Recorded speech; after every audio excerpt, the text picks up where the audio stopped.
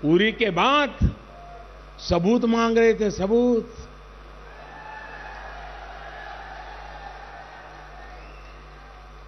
अभी पुलवामा हमला हुआ तो भारत के वीरों ने जो काम किया, ऐसा काम दशकों तक कभी नहीं हुआ है। हमारे वीरों ने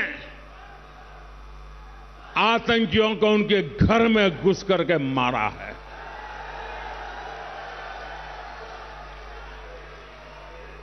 आतंकियों को, उनके सरपरस्तों को भारत से इस तरह के जवाब की उम्मीद नहीं थी।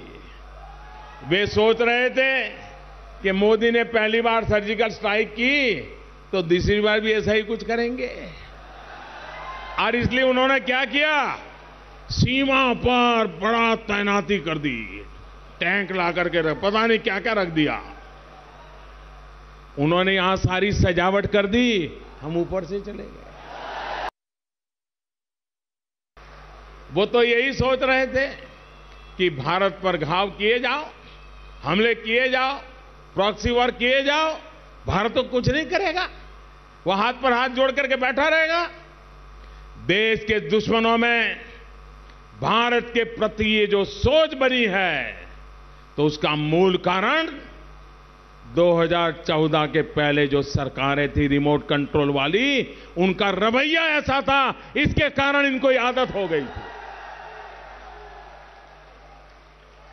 साथियों, भारत कभी नहीं भूल सकता कि 26/11/2008 को मुंबई में पाकिस्तान से आए आतंकियों ने आतंकी हमला किया था। क्या भूल सकते हैं क्या?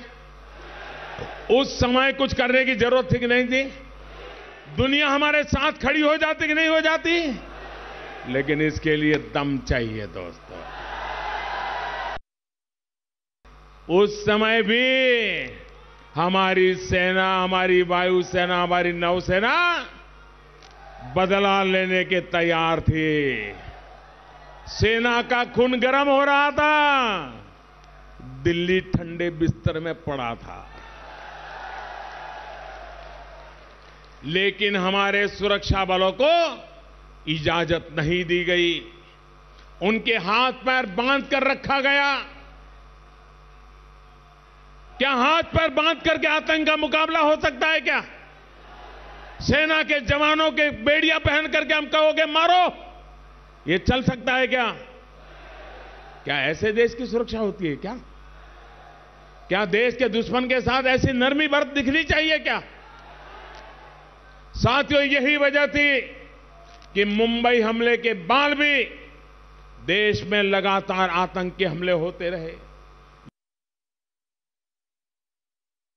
आज हमारे देश के भीतर अपने आप को बड़े नेता मानने वाले लोग, सत्ता के सिंहासन पर भूतकाल में बैठे हुए लोग जो भाषा बोल रहे हैं, उस भाषा से दुश्मनों को ताकत मिल रही है, दुश्मनों को ताकत मिल रही है।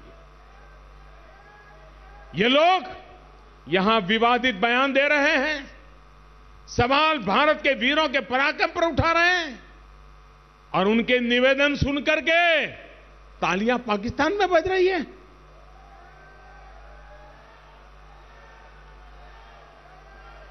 ऐसे लोगों को